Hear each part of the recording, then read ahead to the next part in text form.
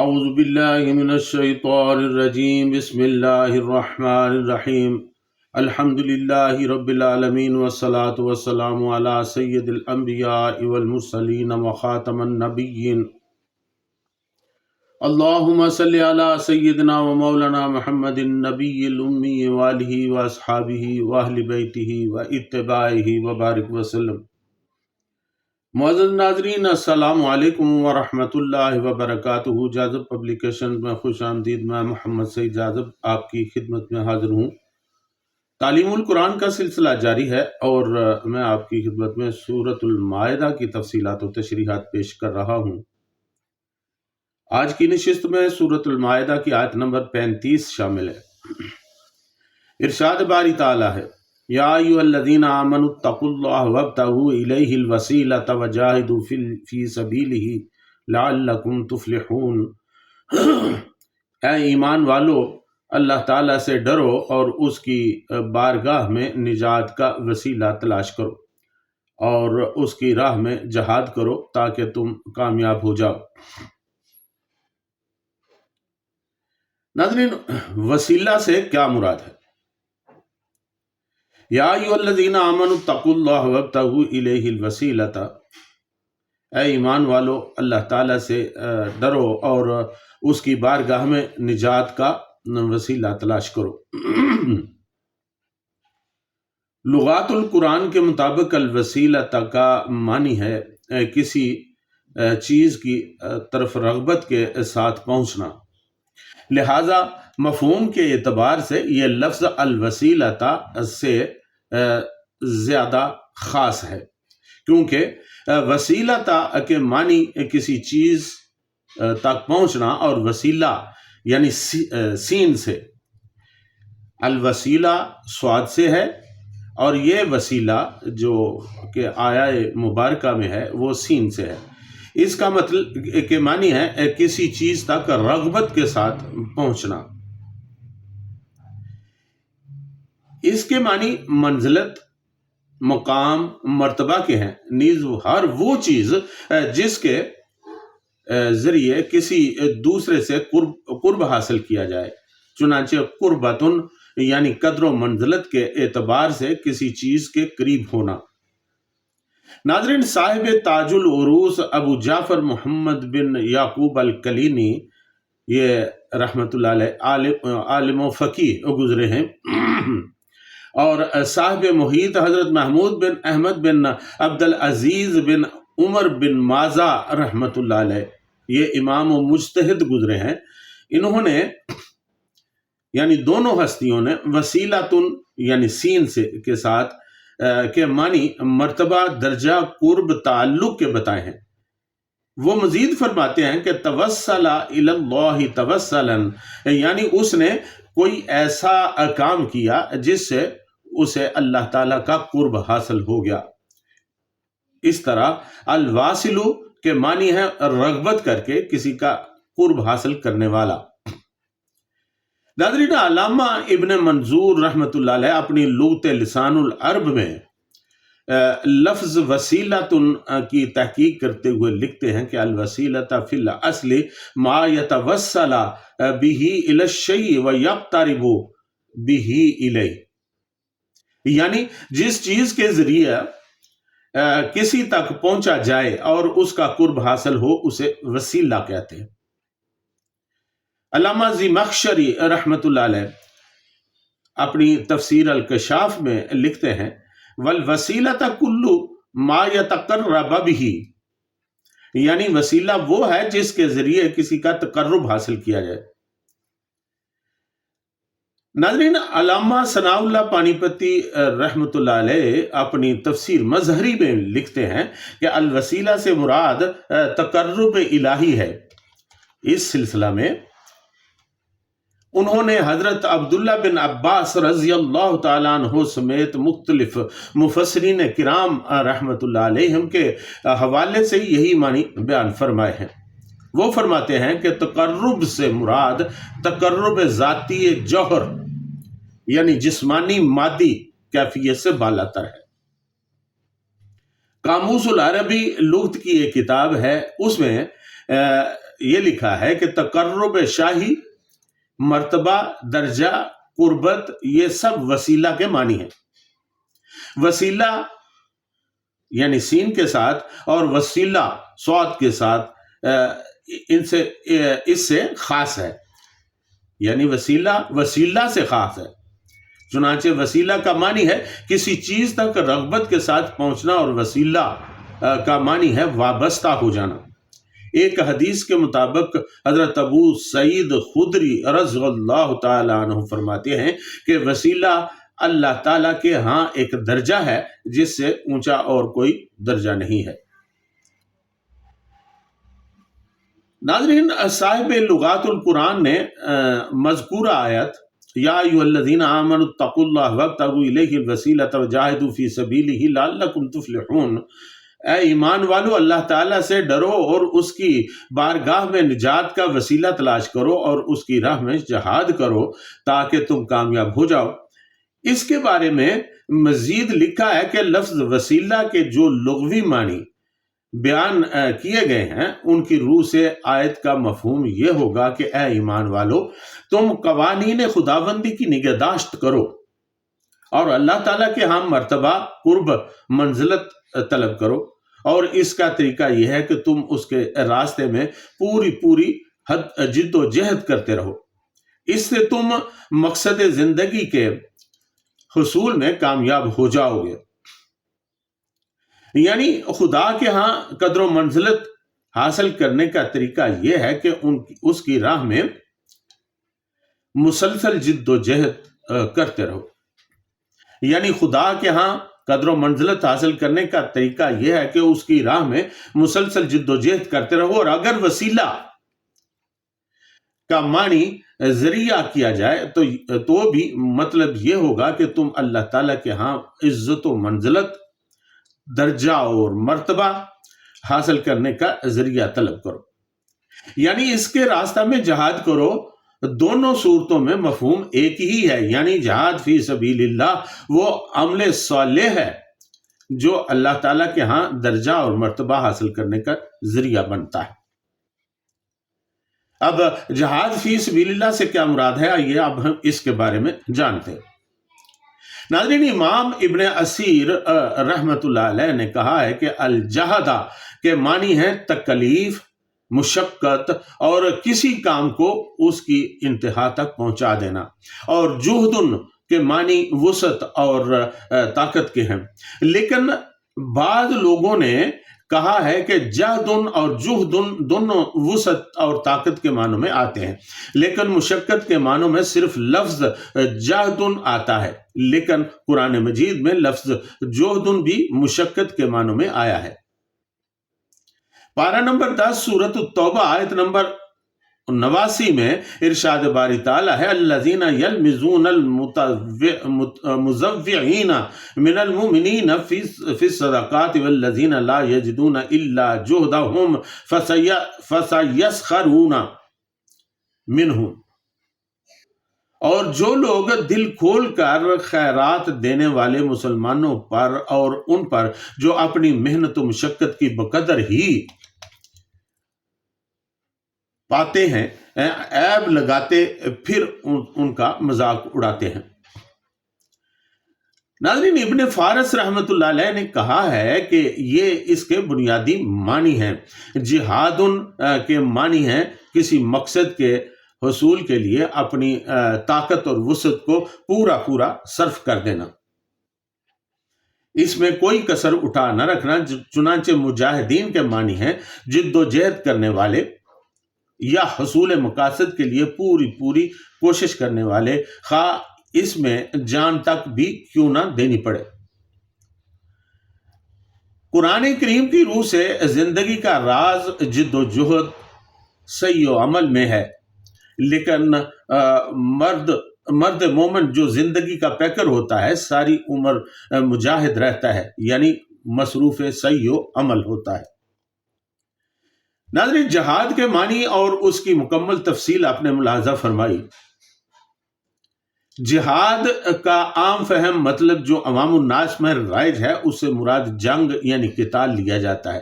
اسی طرح جہاد بالمال اور جہاد باللسان کی اصطلاح بھی موجود ہے، لیکن ایک قسم جہاد بالنفس بھی ہے، اور اس سے مراد اپنے آپ سے جہاد کرنا ہے، یعنی نفس امارہ کے خلاف تگ و دو کرتے رہنا۔ یہ جہاد ہر اس ہستی کے لیے ہے جو اللہ تعالیٰ کی راہ میں اپنی برائیوں، کوتاہیوں اور خطاؤں کے خلاف برسر پیکار رہے اور نفس مطمئنہ تک پہنچ جائے۔ انبیاء کرام علیہم السلام کو تو روز اول سے ہی نفس مطمئنہ کا درجہ حاصل رہتا ہے۔ صحابہ کرام رضی اللہ تعالیٰ عنہم کو حضور سرور کائنات صلی اللہ علیہ وسلم کے باعث یہ مقام و مرتبہ ملتا رہا، لیکن بعد میں آنے والے تمام بزرگان دین نے اسے حاصل کرنے کے لیے انتہائی جد و جہد کی۔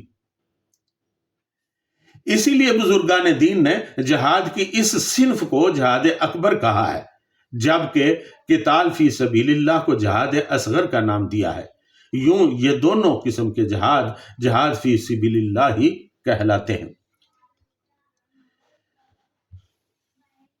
ناظرین، یہ مرشد کامل اور وسیلہ، یہ اس میں کیا فرق ہے اور یہ کیا چیز ہے؟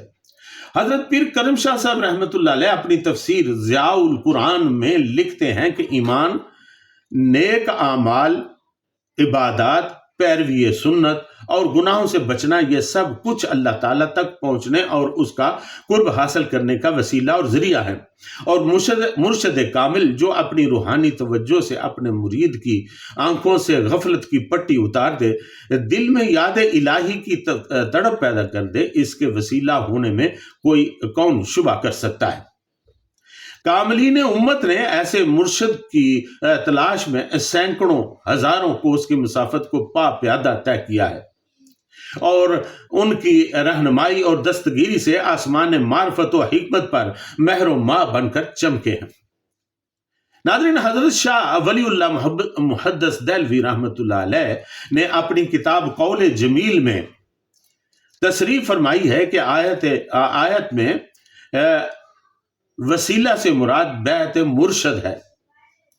اس آیت کی تشریح کرتے ہوئے حضرت شاہ اسماعیل دہلوی رحمۃ اللہ علیہ کو بھی اپنی کتاب صراط مستقیم میں لکھنا پڑا کہ اہل سلوک این آیت را اشارت بسلوک میں فہمد و وسیلہ مرشد رامے و آنند پس مرشد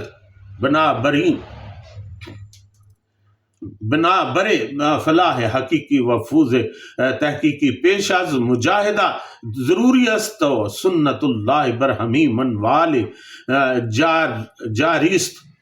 لہذا ان الفاظ کا مطلب، فارسی کے الفاظ ہیں، ان کا مطلب یہ ہے کہ یعنی سالکان راہ حقیقت نے وسیلہ سے مراد مرشد لیا ہے، پس حقیقی کامیابی اور کامرانی حاصل کرنے کے لیے مجاہدہ اور ریاضت سے پہلے تلاش مرشد آج بس ضروری ہے، اور اللہ تعالیٰ نے سالکان راہ حقیقت کے لیے یہی قاعدہ مقرر فرمایا ہے۔ اسی لیے مرشد کی رہنمائی کے بغیر اس کا ملنا شاذ و نادر ہے۔ ناظرین، توسل کا شرعی مفہوم بھی ہمیں جاننا ضروری ہے کہ اس سلسلے میں علامہ ڈاکٹر طاہر القادری مدہ ذلہ لکھتے ہیں کہ بارگاہ الہی میں قرب حاصل کرنے، اپنی حاجت اور ضرورت کے وقت مراد کے حصول کے لیے یا پریشانی و مصیبت کو رفع کرنے کے لیے بوقت دعا کسی مقبول عمل، صالح بزرگ یا بابرکت مقام و زمان کا واسطہ پیش کرنا توسل کہلاتا ہے۔ شرعی نقطۂ نگاہ سے ہر ایسی چیز کو دعا کی قبولیت کا ذریعہ بنانا توسل ہے جو اللہ تعالیٰ کی بارگاہ میں قدر و منزلت رکھتی ہے۔ بارگاہ الہی میں اعمال صالح دونوں ہی مقبول اور محبوب ہیں، لہٰذا دونوں کا وسیلہ پیش کیا جا سکتا ہے۔ عقیدہ توسل نصوص قطعیہ سے ثابت ہے، اس لیے اس کے شرعی جواز کے بارے میں مطلقاً انکار آیت قرآنی کے مترادف ہے جو کفر ہے۔ توسل کے معنی کثیر ہیں، یہ حاجت، رغبت، منزلت اور قربت کے معنی میں استعمال ہوتا ہے۔ ان میں 3 معنی وہ ہیں جو توسل کے شرعی معنی کے اعتبار سے استعمال ہوتے ہیں۔ وسیلہ جنت میں ایک مقام ہے جو حضور سرور کائنات صلی اللہ علیہ وسلم کے لیے مختص ہے۔ اذان کے بعد حضور نبی کریم صلی اللہ علیہ وسلم پر درود پڑھنے کے بعد آپ صلی اللہ علیہ وسلم کے اسی مقام وسیلہ کی اللہ تعالیٰ سے دعا مانگی جاتی ہے۔ چنانچہ صحیح بخاری شریف میں حضرت جابر بن عبداللہ رضی اللہ تعالیٰ عنہ سے روایت ہے کہ رسول اللہ صلی اللہ علیہ وسلم نے خود یہ دعا مانگنے کی ترغیب فرمائی۔ اللہم رب هذه الدعوة التامة والصلاة القائمة وآت محمدا الوسيلة والفضيلة وابعثه مقاما محمودا الذي وعدته وارزقنا شفاعته یوم القیامہ۔ اے اللہ، اس دعوت تامہ اور اس کے نتیجہ میں کھڑے ہونے والی نماز کے رب، تو محمد صلی اللہ علیہ وسلم کے وسیلہ اور ان کو فضیلت عطا فرما اور انہیں مقام محمود پر فائز فرما جس کا تو نے ان سے وعدہ فرمایا ہے، اور قیامت کے دن ہمیں ان کی شفاعت سے بہرہ فرما۔ ناظرین، حضرت مولانا صوفی عبدالحمید سواتی اپنی تفسیر رحمۃ اللہ علیہ اپنی تفسیر معالم العرفان میں لکھتے ہیں کہ وسیلہ کے معنی اگرچہ تقرب، اطاعت، حاجت یا منزلہ مرتبہ ہے، مگر تقرب الہی کے ذرائع میں ہر ایسی چیز داخل ہے جس میں اللہ تعالیٰ کی محبت اور اس کی خوشنودی مد نظر ہو۔ چنانچہ تقرب اللہ کے ذرائع میں انبیاء، اولیاء اللہ اور صالحین کی محبت اور رفاقت بھی شامل ہے۔ اسی لیے اگر دعا میں کسی نیک آدمی کا توسل پیش کیا جائے تو یہ ضروری نہیں مگر مباح ہے، اور اس کا معنی یہ ہوگا کہ ہمیں جو محبت اور الفت اس بزرگ کے ساتھ ہے، اس کے وسیلے سے ہم خدا کی بارگاہ میں دعا کرتے ہیں کہ وہ ہمارے مقصد کو پورا فرمائے۔ کسی کی ذات کے توسل کا یہی مطلب ہے، نہ یہ کہ ہم اس بزرگ کو حاضر و ناظر جانتے ہیں، اور یہ کہ وہ ہماری ہر بات کو جانتا ہے اور خود خواہ راضی ہو یا ناراض ہو، اللہ تعالیٰ خواہ راضی ہو یا ناراض ہو، ہر صورت میں ہمارا کام کروا دے گا۔ توسل کا یہ مطلب مشرکین کے عقائد میں سے ہے، اسے جبری شفاعت کہا جائے گا، جبکہ پارہ نمبر 3 سورۃ البقرہ آیت نمبر میں اللہ تعالیٰ نے فیصلہ دے دیا ہے کہ من ذا الذی، یہ آیت الکرسی کی بات ہے، من ذا الذی یشفع عندہ الا باذنہ، کون ہے جو اس کی اجازت کے بغیر شفاعت کرے؟ یعنی نہ تو اللہ تعالیٰ کی اجازت کے بغیر کسی کو شفاعت کی اجازت ہوگی اور نہ ایسی سفارش فائدہ دے گی۔ حضرت مجدد الفسانی رحمۃ اللہ علیہ فرماتے ہیں کہ ہم دعا کرتے ہیں بحرمت النبی و آلہ، یعنی حضور نبی کریم صلی اللہ علیہ وسلم اور ان کی آل کے واسطہ کے ساتھ، چنانچہ اپنی دعاؤں میں ایسا وسیلہ بالکل جائز ہے۔ ناظرین، دیوبندی عالم دین حضرت مولانا رشید احمد گنگوہوی رحمۃ اللہ علیہ اپنی کتاب تالیفات رشیدیہ میں تحریر فرماتے ہیں کہ وسیلے کا مطلب کسی کا واسطہ دے کر اللہ تعالیٰ کی بارگاہ میں دعا کرنا ہے۔ مثلا یہ کہنا کہ اے اللہ بحرمت فلاں میری دعا قبول فرما، اسی طرح متوسل بھی جس کے وسیلے سے دعا مانگی جائے کبھی عمل صالح ہوتا ہے اور کبھی زندہ یا مردہ خدا کا برگزیدہ بندہ ہوتا ہے۔ ان تینوں طرح کے وسیلے شرعاً جائز ہیں۔ ناظرین، نیک بندوں کو وسیلہ بنانا کیسا ہے؟ آئیے اب اس کے بارے میں جانتے ہیں۔ شیخ الحدیث و تفسیر مفتی ابو صالح محمد قاسم قادری اتاری رحمۃ اللہ علیہ اپنی تفسیر صراط الجنان میں لکھتے ہیں کہ اللہ تعالیٰ کی بارگاہ میں اس کے نیک بندوں کو وسیلہ بنانا، اس کے وسیلہ سے دعائیں کرنا، ان کے توسل سے بارگاہ رب قدیر میں اپنی جائز حاجات کی تکمیل کرنا نہ صرف جائز بلکہ صحابہ کرام رضی اللہ تعالی عنہ کا طریقہ ہے۔ چنانچہ اس سلسلہ میں چند روایات پیش خدمت ہے۔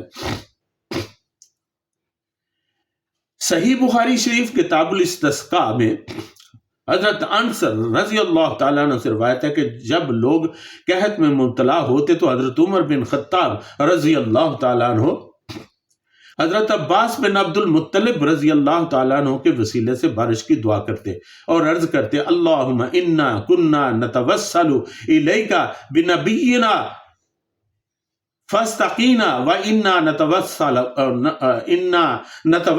إِلَيْكَ بِعَمِّ نَبِيِّنَا فَاسْتَقِينَا، اے اللہ ہم تیری بارگاہ میں اپنے نبی صلی اللہ علیہ وسلم کا وسیلہ پکڑا کرتے تھے تو تو ہم پر بارش برسا دیتا تھا، اور اب ہم تیری بارگاہ میں اپنے نبی صلی اللہ علیہ وسلم کے چچا جان رضی اللہ تعالیٰ عنہ کو وسیلہ بناتے ہیں کہ ہم پر بارش برسا، تو ہم سیراب کر دیے جاتے تھے۔ ناظرین، سنن دارمی میں حضرت اوس بن عبداللہ رضی اللہ تعالیٰ عنہ فرماتے ہیں کہ مدینہ منورہ کے لوگ سخت قحط میں مبتلا ہو گئے تو انہوں نے حضرت عائشہ صدیقہ رضی اللہ تعالیٰ عنہ سے اس کی شکایت کی۔ آپ رضی اللہ تعالیٰ عنہ نے فرمایا رسول اکرم صلی اللہ علیہ وسلم کی قبر انور کی طرف غور کرو، اس کے اوپر چھت میں ایک طاق آسمان کی طرف بنا دو حتیٰ کہ قبر انور اور آسمان کے درمیان چھت نہ رہے۔ لوگوں نے ایسا کیا تو ہم پر اتنی بارش برسی کہ چارہ اگ آیا اور اونٹ موٹے تازے ہو گئے۔ اس سال کا نام عام الفتن رکھا گیا تھا۔ ناظرین، رسول اللہ صلی اللہ علیہ وسلم نے خود اپنے وسیلہ سے اللہ تعالیٰ کی بارگاہ میں دعا کرنے کی تعلیم دی ہے۔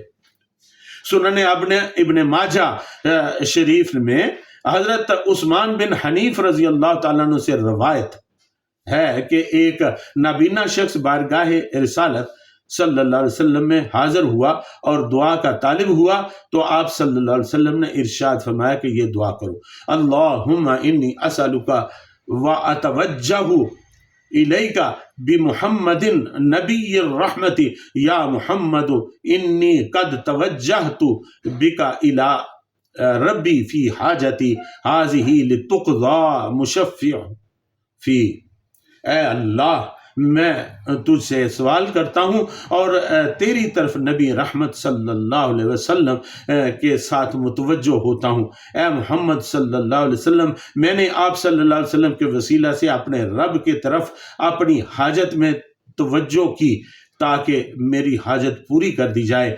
اے اللہ میرے لیے حضور سرور کائنات صلی اللہ علیہ وسلم کی شفاعت قبول فرما۔ ناظرین، آپ نے وسیلہ کی تفاصیل اور جہاد فی سبیل اللہ کی تفاصیل معلوم کی، سنی۔